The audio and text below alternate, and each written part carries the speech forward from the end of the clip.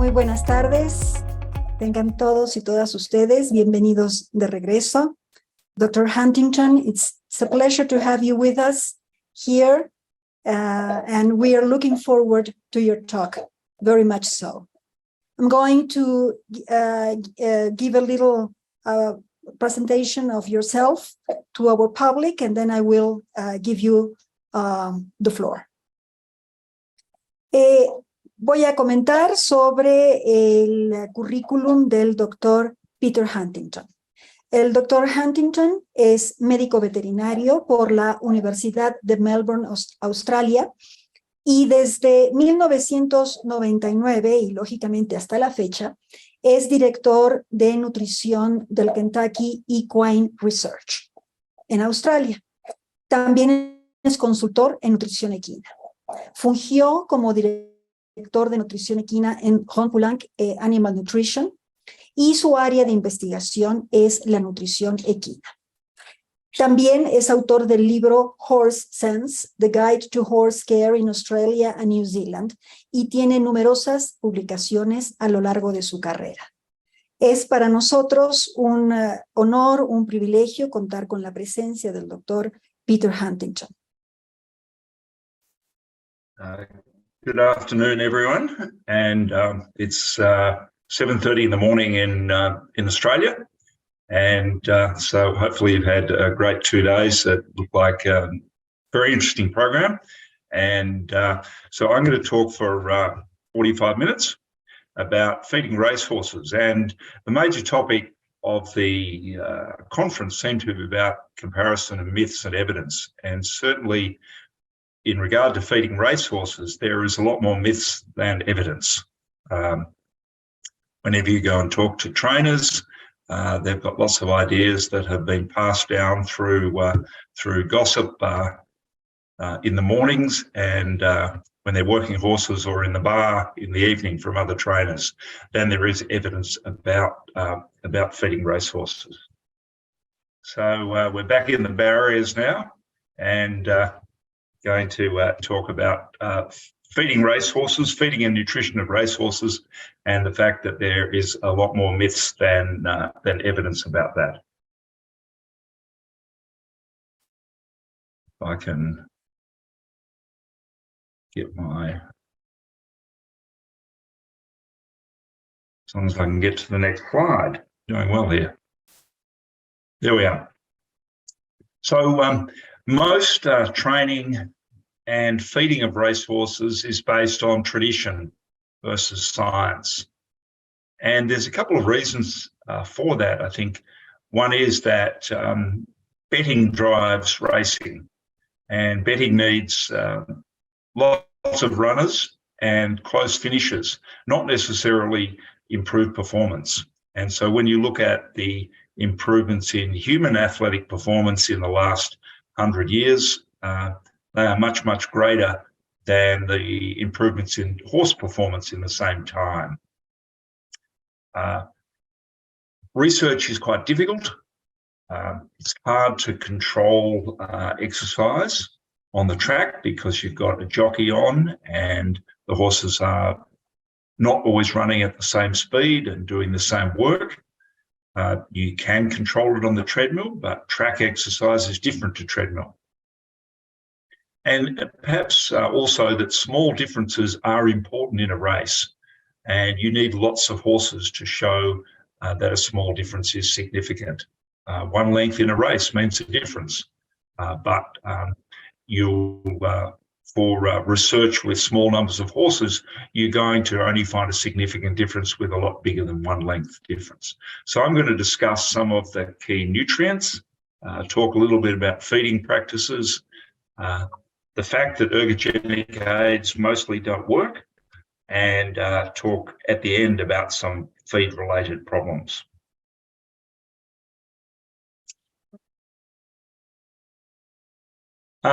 We talk about racing, and I'll probably talk mostly about thoroughbreds and a little bit about standardbreds, but there obviously is racing with quarter horses, particularly in the US, and Arabs. And one of the amazing differences is the different ways you've got to feed racehorses of different breeds. And I guess they have differences in metabolism, but also massive differences in workload. So some of the studies done looking at the breed differences in workload would suggest that standardbreds that are doing 200 kilometres a month should get a lot more feed and need a lot more energy than thoroughbreds or quarter horses, but the opposite is the case.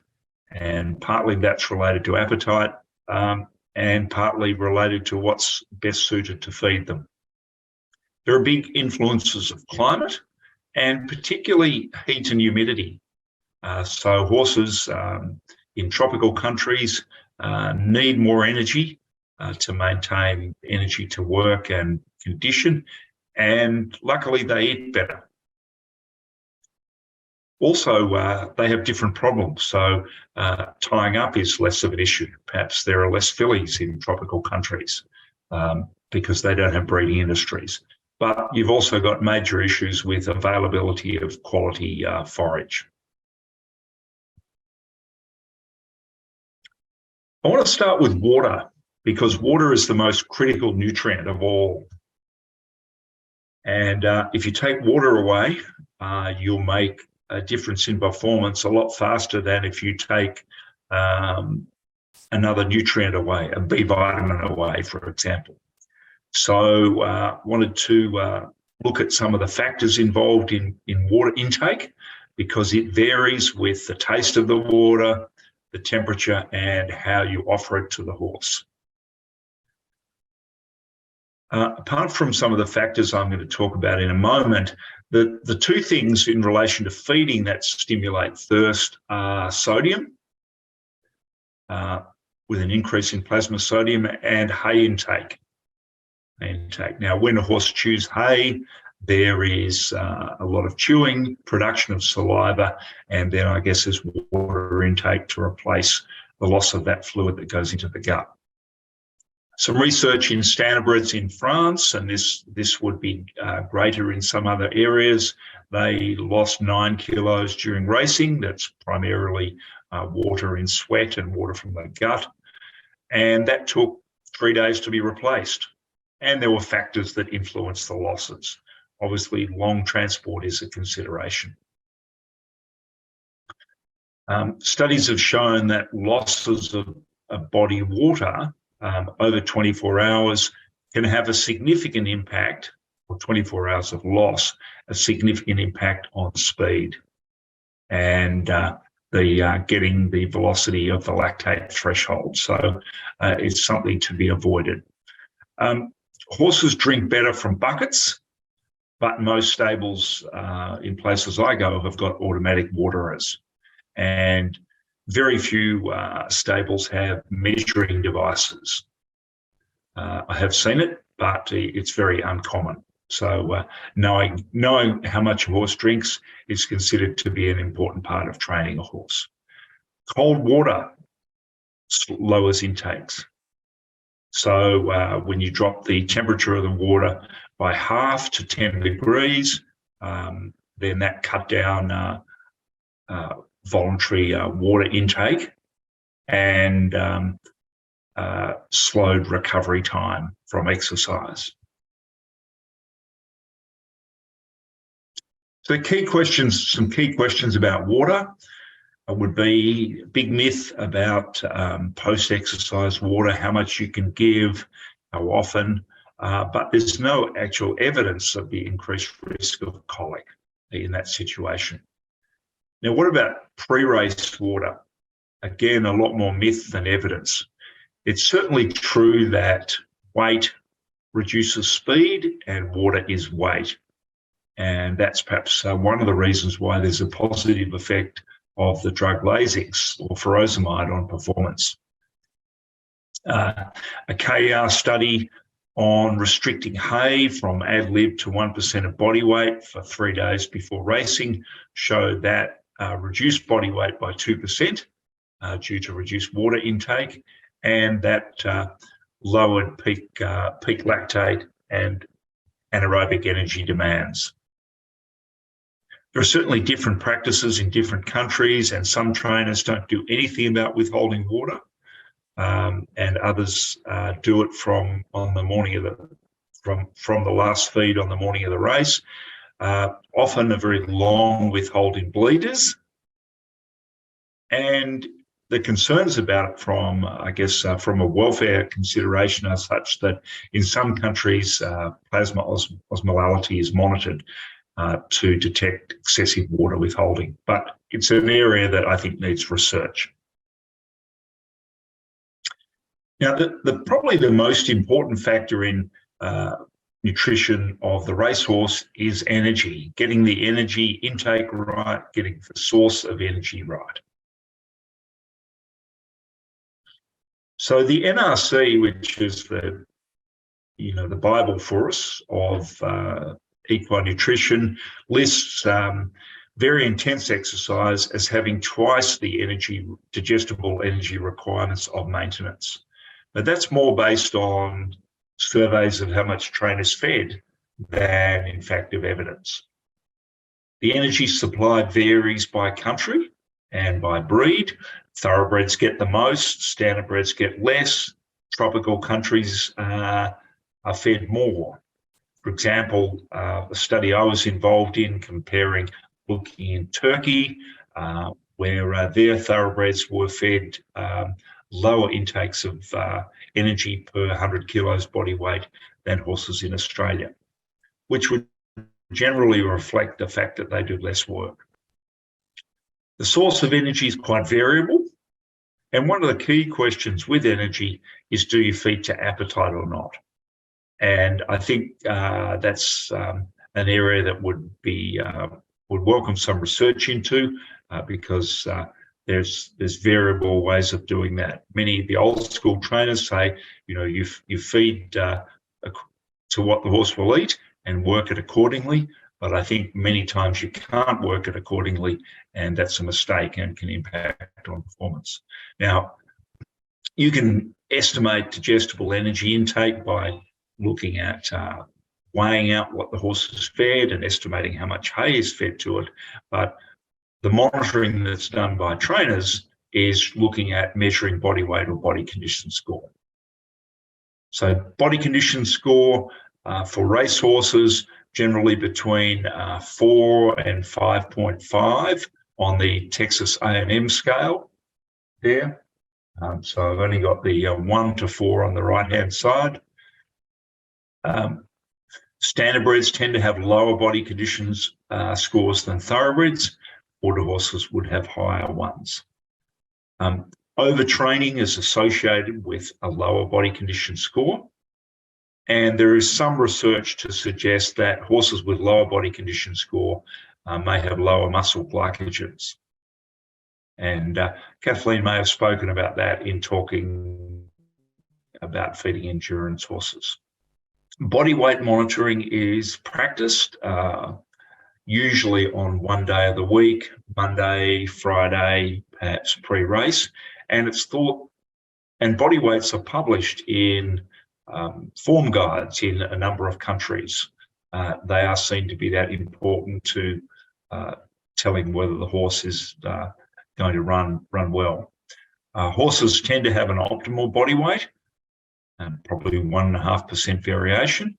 And the factors that influence body weight are going to include hydration, fat-free mass, and fat content. And the fat-free mass is something we can't measure, but is probably a key variable influencing speed. Some really nice work in Japan showed that there's a big variation in body weight in individual horses with age, with season, and with time in work. And one of the mistakes I think older horses, what happens with older horses is that they put on weight each season, and perhaps that may be one reason why their performance drops off. Now, when we talk about energy, key grains fed to racehorses, and grain is the major source of energy, would be corn and oats. In and they're fed in different proportions in different parts of the world. So what's better? Corn, higher energy, but less palatable, particularly when it's steam flaked. Can't be fed in the large quantities without upsetting the digestive tract, and I think needs some form of processing. In contrast, oats, horses eat oats very well. They're well digested, as you can see in the figure on the right, where oats, this is starch digestibility as measured to the end of the ileum. Oats above 80% starch digestibility, whereas cracked corn down around 40, and you need to heat the corn to get that up to 90%. Oats, the lower starch content of oats is beneficial. They have more fibre, so they're actually safer to feed. So if you overfeed oats, you're less likely, A, to impact on the dramatically on the energy supply, but they're safer in terms of laminitis and other things that relate to grain overload. These days, with oat breeding, you can get higher fat oats that are beneficial, and they're generally safer all round. But you need to feed a lot of them, and that's why racing feeds tend to have a mixture of grains because some horses won't eat the amount of oats that you need to meet their energy requirements. Now, one of the purposes of feeding grain is to supply muscle glycogen, or muscle and liver glycogen, which are vital energy sources for performance. The horse naturally has very high muscle glycogen levels, and various research studies have shown that, unlike human athletes, glycogen loading doesn't work.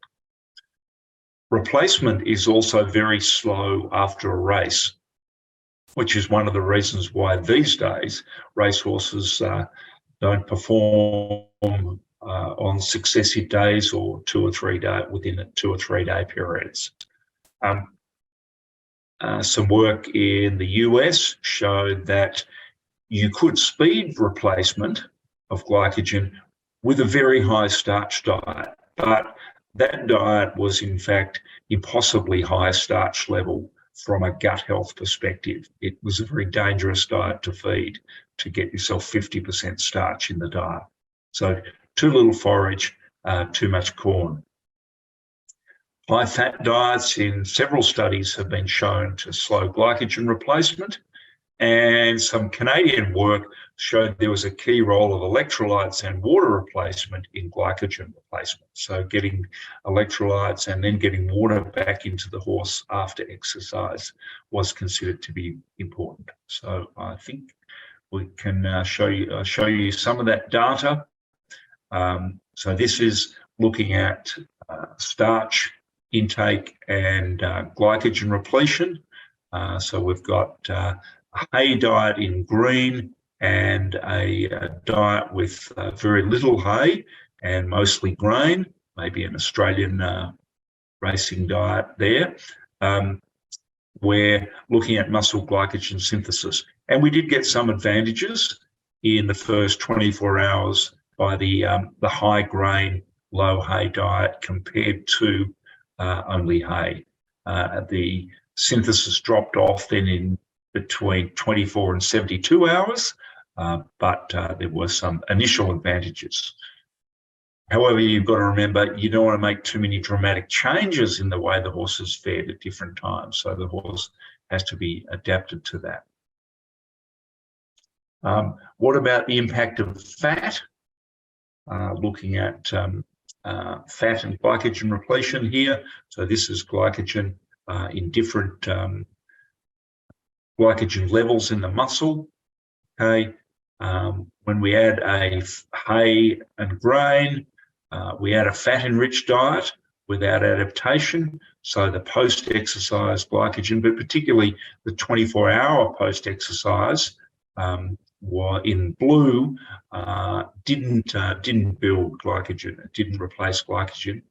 However, when the horse was adapted to fat, after 3 weeks, we were tending to get back more to what was happening in the control horses there, with some rebuilding of glycogen in the first 24 hours. This study just shows the impact of electrolyte intake and glycogen repletion. So when hay and grain was given in the 4-hour exercise period versus giving an electrolyte paste that then stimulates water intake, you've got a dramatic difference in the glycogen synthesis.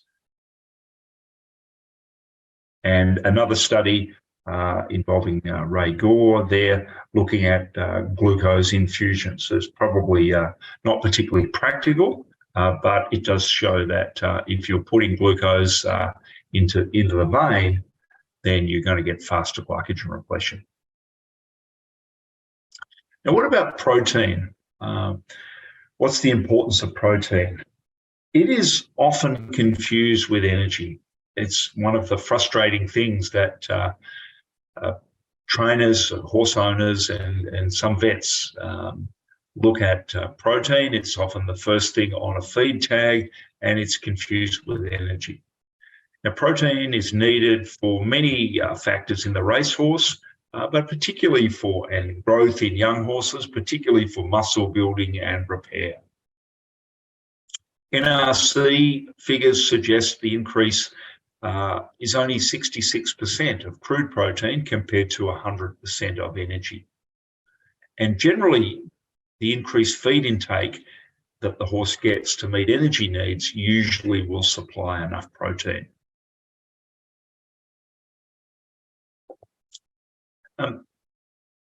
Many racehorses, particularly if they're fed alfalfa, will have excess protein in their diet. And you can detect that by the smell of ammonia in the stable. But there is also other considerations with waste heat, urine output, and water loss that might impact on performance. So something that you want to avoid. Some work in Scandinavia suggesting high protein forages can boost muscle glycogen and amino acid levels, shows some beneficial effects of high levels of protein. And there's no doubt that amino acid intake, which reflects protein quality, is important. The amino acids that we know most about in horses in terms of requirements are lysine, followed by methionine and threonine. They're more in growing horses. In race horses, perhaps the major area of interest might relate to the branched chain amino acids that are more involved in muscle building.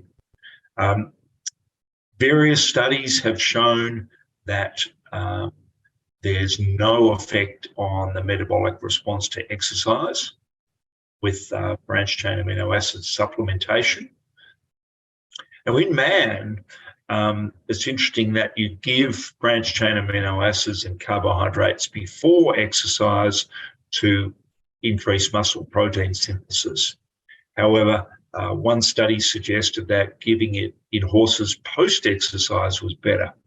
However, there's a catch there. If you're giving it post-exercise, you want it very soon post-exercise. And there's always this sort of period when you're not going to feed the horse because you're cooling the horse down, you've got some time before you feed it. So it may be that, in fact, giving a branched chain amino acids in a small feed just before exercise, it's doing something to offer protection against acid splash may be beneficial. One recent study that KR did showed that exercise was more important than branched chain amino acid supplementation in building muscle and increasing plasma levels. Now, when we move to minerals, bone is obviously a very important consideration for racehorses. Key minerals for bone: calcium, phosphorus, magnesium. Some racehorses are growing still, and there's an increased requirement for these minerals in heavy training. Bone is an amazing organ because if you don't use it, you'll get a loss of bone mineral density very quickly. And so maintaining exercise and having graded returns to exercise, and it's one of the reasons why training programs stretch over long periods. Exercise, extra calcium does not compensate for the negative effects of confinement. You can't increase bone mineral density there. And that's so we can't just say we'll put the horse in a stable, feed it extra calcium and expect its bone to be normal. Shin soreness or buck shins has been associated with a failure of normal increases in bone mineral density. So we're looking at both intakes of calcium, phosphorus and magnesium, and what it does to the bone, and measurements of bone mineral density. And there's been a number of studies of that or estimates of bone mineral density will tell us about the end impact on the bone. Luckily, in the horse diet, one of the most common feeds around the world would be alfalfa, or lucerne as we call it here, and that's a great source of calcium and helps balance out the impact of low calcium in grains. Now, moving on to fat, and this is slightly out of order here, fat is a great energy source. And the changes in the last 20 years about feeding have been involved a much greater use of fat. It has 3 times the energy level of oats and helps supply the digestible energy needs with less starch. So that's good for the gut. And if you get the fat intake up too high, the palatability can reduce, but it has a number of metabolic impacts in that it slows down stomach emptying. It has a glycogen sparing effect, as I said just before, and modifies glycemic and insulinemic responses after feeding. So reduces the insulin levels after feeding. Key ways fat is supplied is by oil or various high-fat feeds. And there are special areas where fat is valuable in tying up particularly, or behaviour issues where you want to reduce the starch intake. All oil sources aren't the same. And they are the same in terms of energy. They all tend to have the same amount of energy, but there's a lot of interest in the omega-3 and 6 fatty acid balance and intake of both humans and horses, and all sources of those aren't the same. So we tend to think that omega-3 fatty acids are the beneficial ones because they have the anti-inflammatory effect via a long-chain fatty acids, EPA and DHA. But some oils that are plant-based oils are fed with either flax oil or other plant-based oils with decent amounts of omega-3 fatty acids don't have the same impact on the actual blood or tissue levels of the long-chain fatty acids, EPA and DHA. Grains and most oils, particularly corn oil, are high in omega-6 fatty acids, so they tend to be pro-inflammatory, but there is one exception, one omega-6 fatty acid that is anti-inflammatory.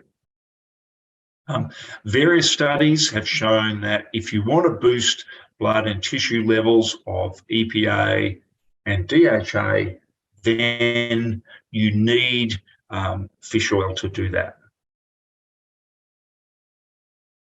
And this just shows some of the work that's been done looking at a comparison of a vegetable-based omega-3 oil, which would be flaxseed oil with a fish oil.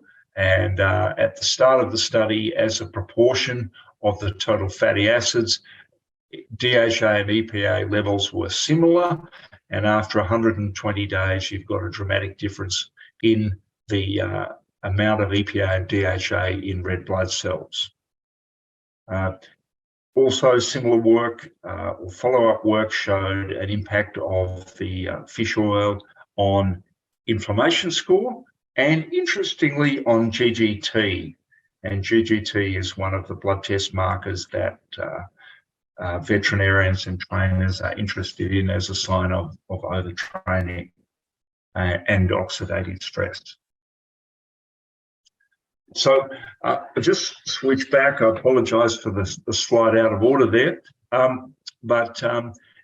Looking at some negative factors on calcium balance, and they can be high phosphorus diets, which are high grain without alfalfa, bran in particular. Rice bran is something that's detrimental. High oxalate grasses, however, racehorses are mostly not grazing high oxalate grasses, but if that's the source of hay, then that will be a problem. Fed tropical hay. KR has shown that omeprazole reduces calcium digestibility. And one of the key considerations is the use of Lasix. And if Lasix is being used either before galloping in horses that are prone to bleeding or before racing, then you get increased losses of calcium for at least 3 days and maybe longer. And one study showed that long-term Lasix use led to an increase in a marker of bone resorption. So that's suggesting a potential detrimental effect on bone, although there was no change in bone mineral density in that study. This slide just shows the impact, some work we did many years ago using in some horses, 2-year-olds in training, where 5 of the 30 horses bucked their shins, and they didn't develop the normal increases in bone mineral density as training progressed through that period. So whether that was cause or association is uncertain, but certainly an association reduced bone mineral density. What nutritional factors can increase bone mineral density? There have been studies using zeolite, sodium zeolite, some time ago. You needed quite a large amount to have an impact, and it was small. This just shows some work that KR did relatively recently, looking at a vitamin mineral supplement with a novel calcium source, some other minerals, some organic trace minerals, and some vitamins that we thought would have an impact on bone, and looking at measurements of dorsal cortical bone density. And we've got significant increases compared to the placebo group at both 30 days and 90 days in a group of horses, and they were between 2- and 4-year-old horses. So a significant difference there. And so that would be thought to be beneficial in young horses that are still developing, I guess, their optimum bone mineral density. Moving from minerals that are most involved in bone to those that are considered electrolytes. And the key consideration here is that these are lost in sweat. Now, one reason that racehorses may be beneficial to train them in the early morning is it's cool. So they have a reduced loss of electrolytes at that time. But then, of course, they race in the afternoon or the evening. So there may be some contradiction there. As I said before, there is a key role of plasma sodium in thirst and getting the horse to drink. So replacing sodium losses so that plasma sodium is elevated will encourage the horse to drink. Key role of electrolytes in glycogen replacement.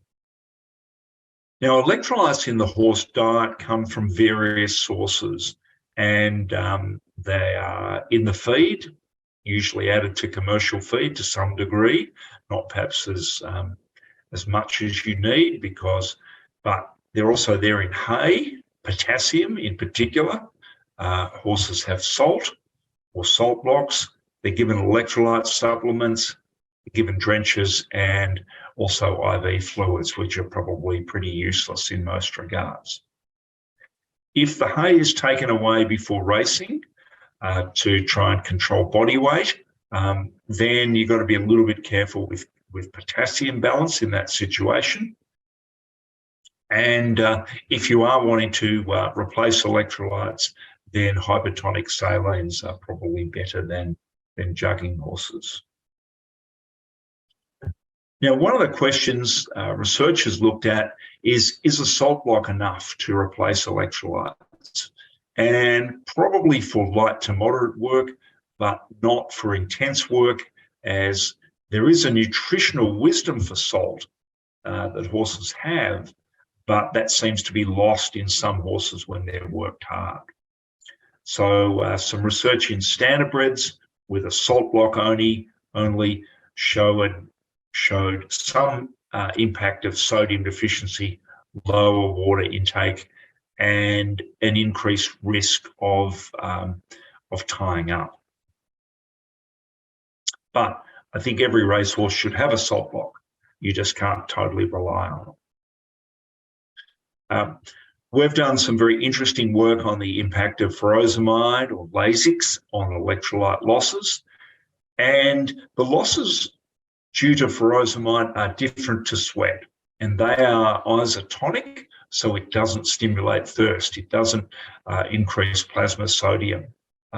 So you can see here the amount of losses of sodium in terms of water intake and the electrolyte losses. So we get large losses in the first 24 hours of sodium and chloride, and then prolonged losses of calcium. And so there is a need for aggressive replacement of the electrolyte losses to help speed recovery. And recovery body weight is one of the considerations that you're going to use to measure that recovery. So the recovery from body weight after the use of Lasix is much faster if there's appropriate electrolyte replacement. What about trace minerals? These are supplied in smaller amounts than the macro minerals, but are commonly oversupplemented. However, studies in Turkey showed that nearly 60% of horses had a trace mineral deficiency in their diet. One of the key trace minerals that trainers would focus on would be iron. Do horses need more iron? No, they don't. One very interesting study of the iron content of hay through the Dairy One Analytical Lab in the US showed that the mean level was 200 milligrams per kilogram, and only a tiny amount of hays were under the level that the horse would need as a daily intake requirement. There's a lot of potential negative interactions of iron with other trace minerals. So racehorses maybe need a little bit of extra iron in their feed, but they don't need iron supplements. And where they have various variations in red cell parameters in their blood tests is mostly indicative of other factors rather than iron deficiency. Be careful with selenium toxicity, can be toxic. So it's the one with the lowest margin for safety, and selenium alone is not going to solve tying up problems. And I guess many jurisdictions worry about cobalt, and so we've actually taken cobalt out of our vitamin mineral premixes given to racehorses. Is it performance enhancing? Work would suggest, like Ken McKeever would suggest, that it's not, but that's out of our hands. Vitamins, we have both fat-soluble vitamins and water-soluble ones. Fat-soluble vitamins are generally involved in high levels in green grass, and racehorses get very little green grass. So there is merit in supplementation. And interesting, the research in recent years showing the importance of vitamin K for bone density.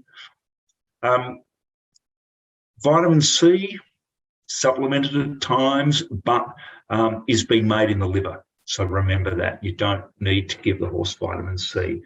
And the thing about B vitamins is that they're produced by the microbiota in the gut.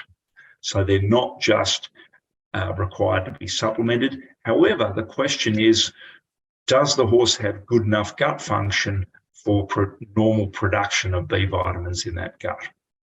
We don't know that. Many racehorses have got disturbed function. Some evidence about the benefits of vitamin E, and that's a key antioxidant, works with selenium, showing that if you are giving vitamin E, natural vitamin E is superior to synthetic forms. And so you can see on the right, the top at the right, the dramatic increase in blood levels with a natural vitamin E on the blue line versus synthetic, very much lower increases in blood levels. And this persists when you're giving it daily for a prolonged period of time. Another study in England looking at the influence of 4,000 IUs of natural vitamin E versus 4,000 IUs of synthetic E, and that led to increased plasma vitamin E levels, lower markers of muscle breakdown, and lower oxidative stress markers. And one of the areas where vitamin E is particularly important is in high-fat diets as an antioxidant. B vitamins, as I said, made in the hindgut by the microbiota, and but is the gut function normal? And you may get a guide to that as by what the droppings are looking like. So if you've got the droppings on the right, then that's more indicative of disturbed hindgut function that may be disturbing B vitamins. There is some research to show that vitamin B1 supplementation may increase feed intake, voluntary feed intake. But I think they are often over-supplemented, and racehorse urine after B vitamin injections is probably a valuable source of B vitamins. Now, what about feeding practices? What are the key considerations here? Question is, how much do you feed? Minimum forage intake, meeting that. The minimum forage intake is definitely important. And even though racehorses are, as we know, fed a lot of grain, they still need forage for normal gut function and to protect against ulcers. And one of the myths of feeding horses is if you cut back the hay, the horse will eat more grain. I think often it's the other way around.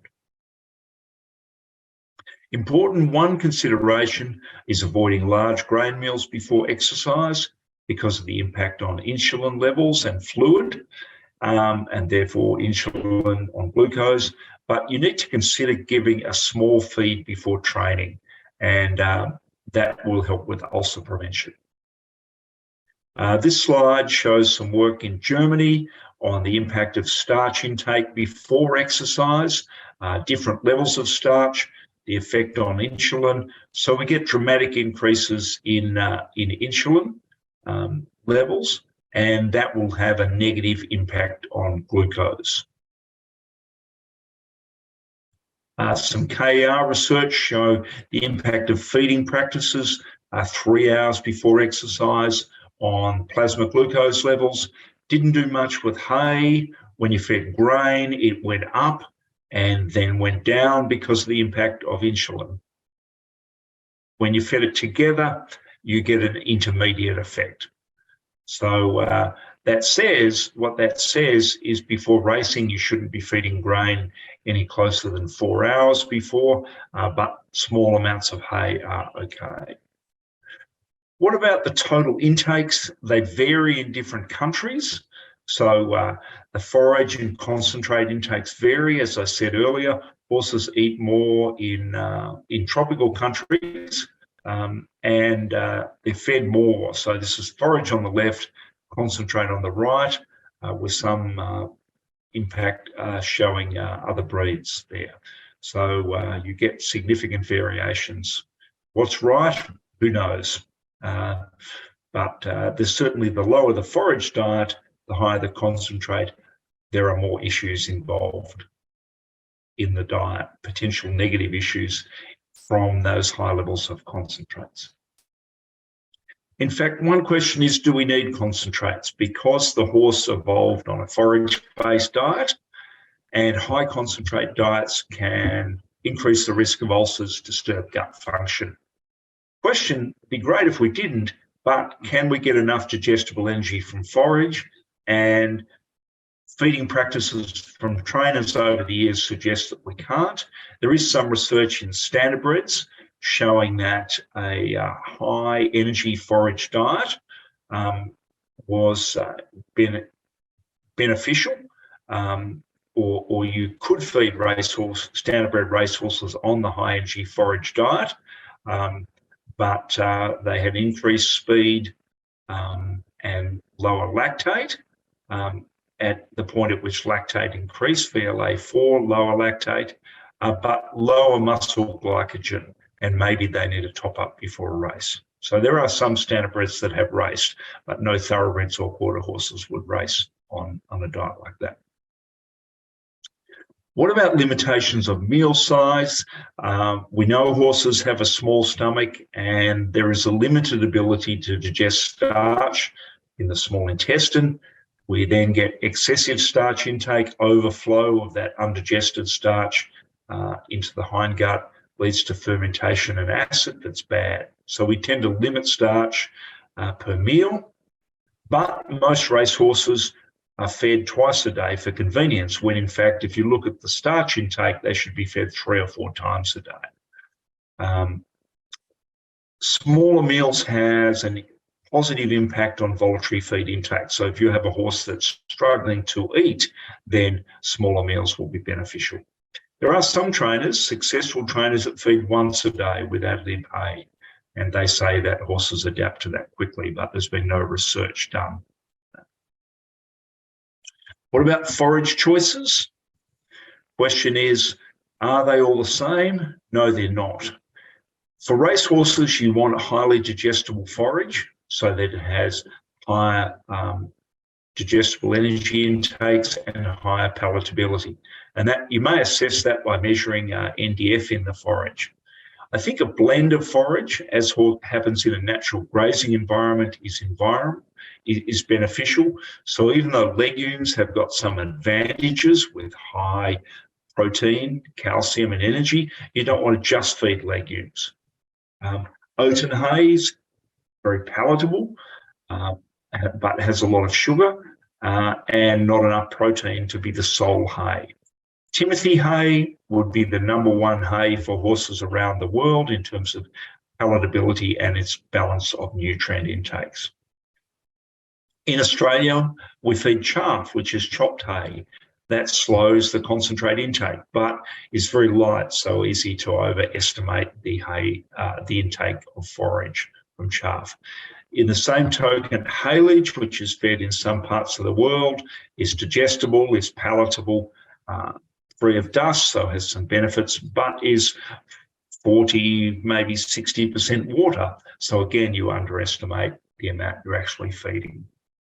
Super fibers are great, like beet pulp or soybean hulls, but often fed in relatively token amounts.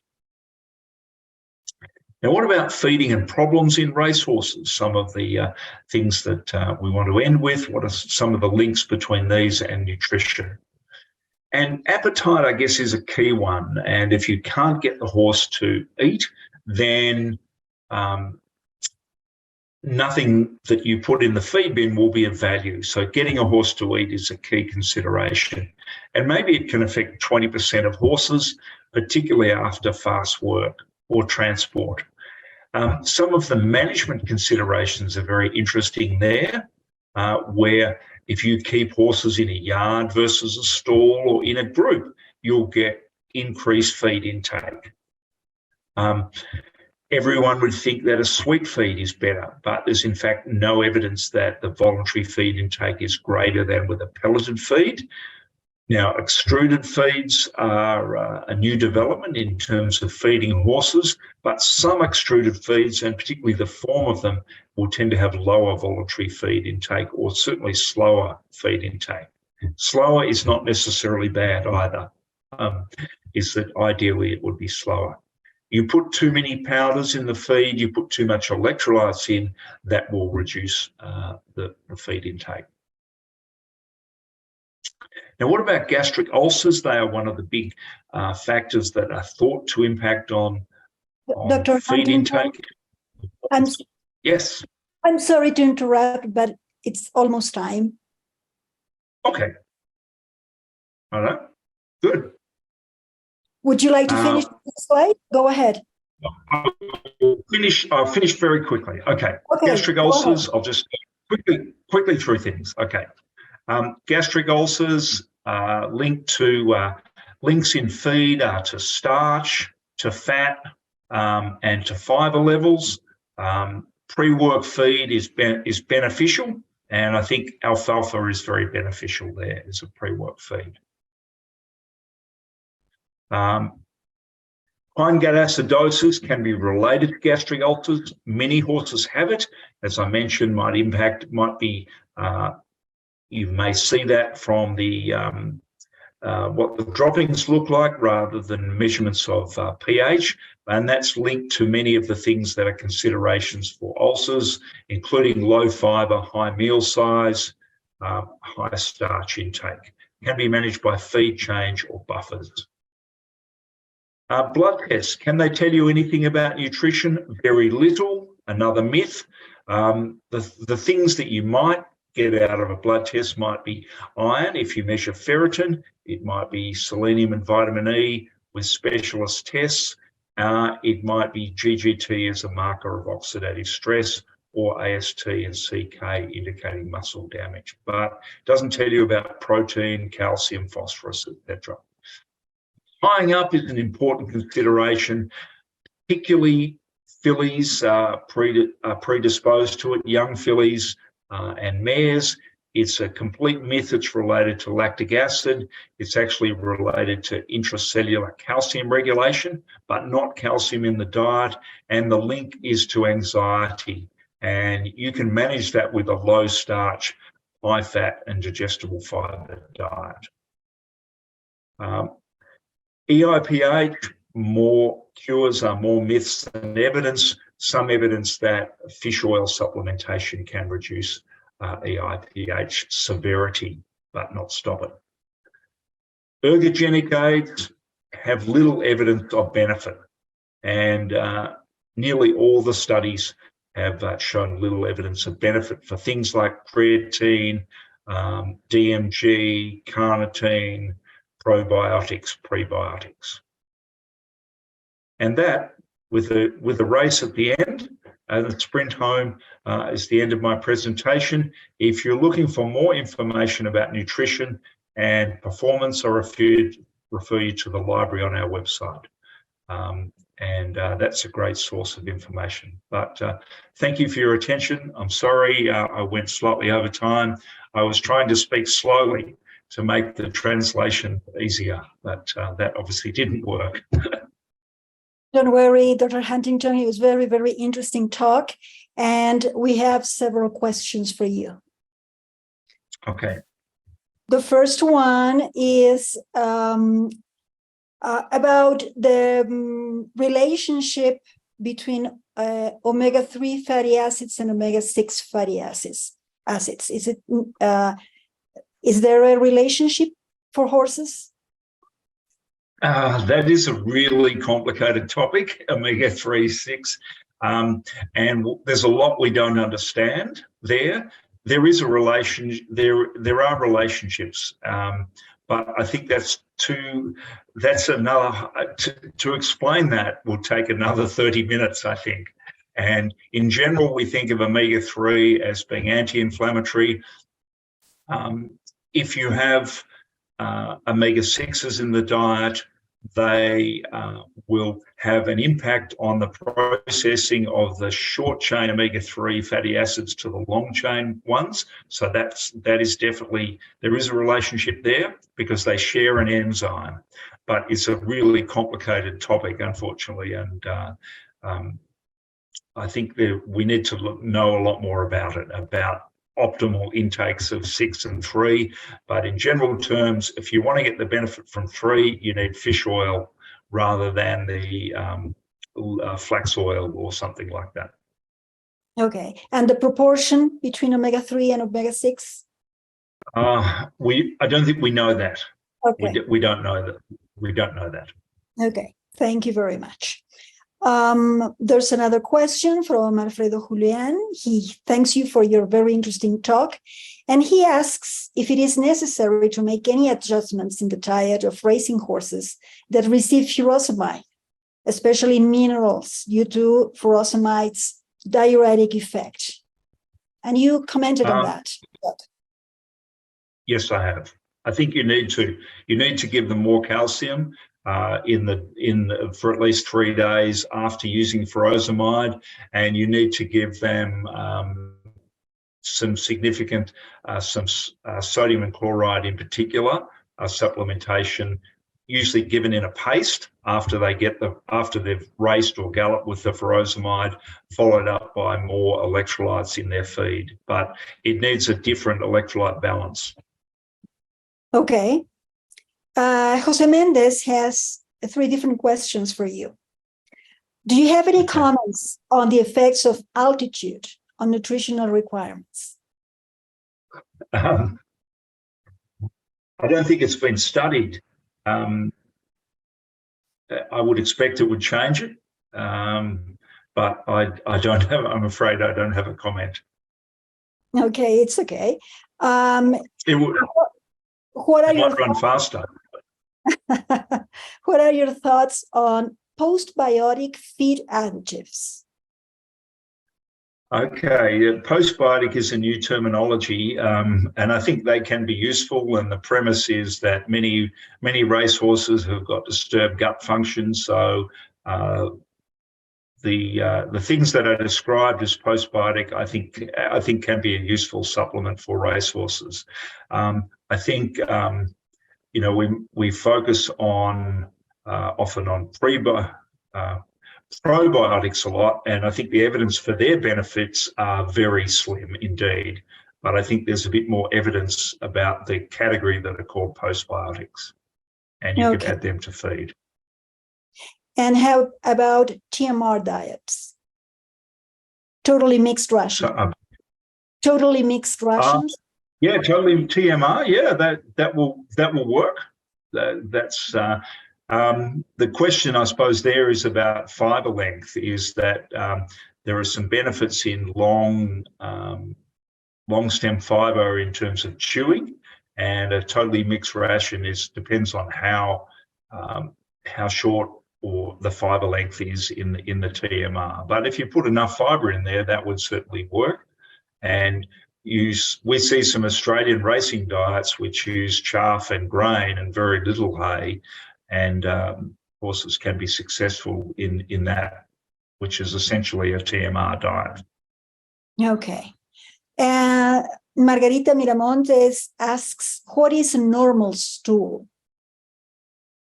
Well, that's a good question, and probably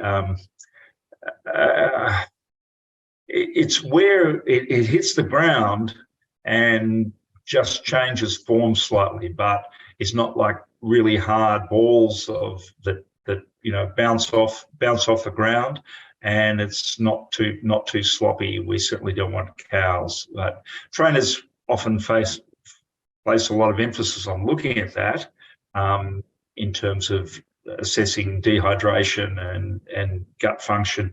But there's a lot more racehorse that have got very sloppy manure that's indicative of fine gut disturbances than those that are with the hard balls. Okay. Gerardo del Sol asks, I'm reading in Spanish and doing the translation. No, you're doing a great job. What do you think about a commercial feed that when is given to horses, the horses excrete feces that are, somebody help me here, pastosas? How would you translate pastosas? And they don't have the oval shape or round shape. Would that mean that they are deficient in fiber? or possibly, or excess starch. So cow pie is the translation. Yeah, but I think that indicates hindgut disturbance or disturbance in hindgut function.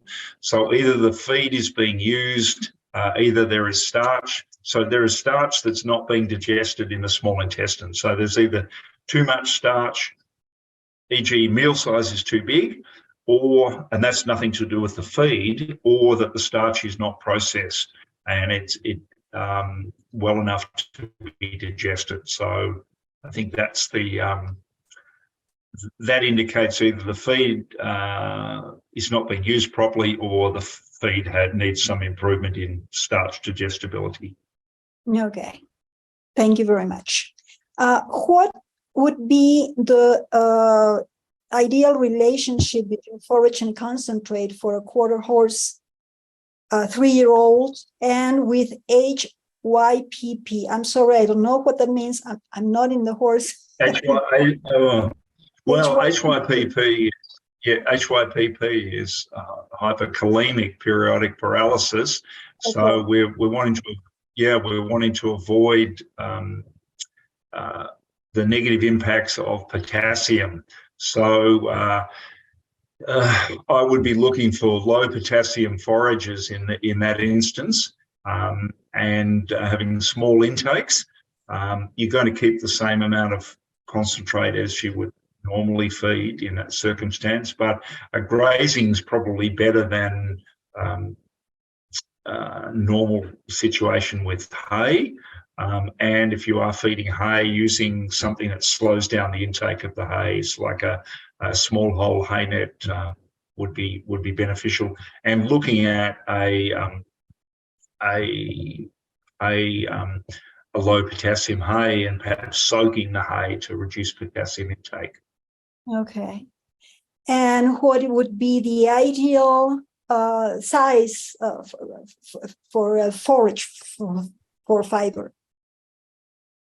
The ideal size for no one has researched that. I think if you're chopping hay to make chaff or in a TMR, then something that's like several inches long would be better, or 10 centimeters long is going to be better than 1 centimeter long. And I have one question of my own.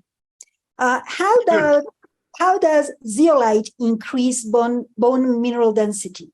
I was asked about zeolite yesterday, but I thought it was related to its use as a toxin binder, because we use it as a toxin binder in other species. But I didn't know it could be used to increase mineral density, bone mineral density. Yeah, it was a study done a long time ago at Texas A&M, and I'd have to look back on the mechanism. I can't remember this morning, but I can. But then the use is for that, to increase bone mineral density. Yes, it was. It was used there. But you needed to use large amounts, and as I say, it was a study done in the early 90s. So you'll have to excuse me if the mechanism escapes me at this time of day. But I can follow up with the answer to. Yes, thank you. No worries. And there's a last question. Do you know of any new research on the use of chromium in horses? Chromium? Not in racehorses. The KER, Joe Pagan at KER did great research on chromium in a long time ago, again in the 90s, and showing some beneficial effects of chromium. And the only recent research I'm aware of relates more to its use in or potential use in horses with metabolic syndrome and things like that, impact on those horses. But yeah, I think chromium is a useful additive with some positive impacts on indicators of racing performance. Okay. But well, it's not new research. It's 30 years ago. Not new. Okay. No. Thank you very much. We have lots of congratulations for your talk here. So thank you very much.